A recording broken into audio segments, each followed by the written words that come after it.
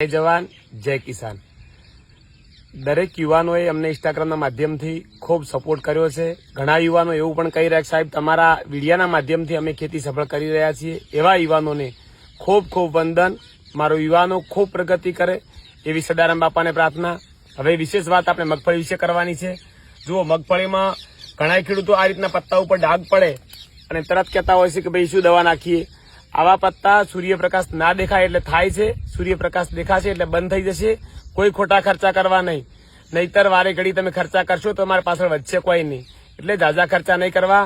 થોડા ઘણી ઈયળ પડે, જો મારે પણ ખેતરમાં આપને થોડા હોલ દેખાય છે પત્તા ઉપર, ઈયળ પણ આવશે, એના માટે પણ ખોટા ખર્ચા કરવા નહીં। વધારે પડતી ઈયળ પડે અથવા તો કાતરા પડે તો તમે ખાટી છાશ વધારે આપી શકો છો, એનાથી ના મરે તો કદાચ તમે દવાનો સ્પ્રે કરી શકો છો, બાકી વધારે પડતા ખર્ચા કરવા નહીં।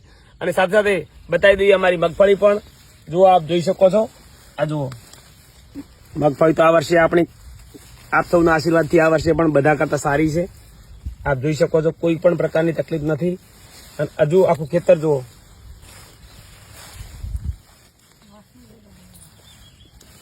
બસ જય જવાન જય કિસાન। ખેડૂતો ઘણા ખર્ચા કરતા નહીં, હવે માત્ર સલ્ફર આપી શકો છો, જેનું એક જ કામ, સલ્ફરનું કામ એક જ છે કે જે તેલની માત્રા વધારી શકે છે, જેના માટે આપ સલ્ફર આપી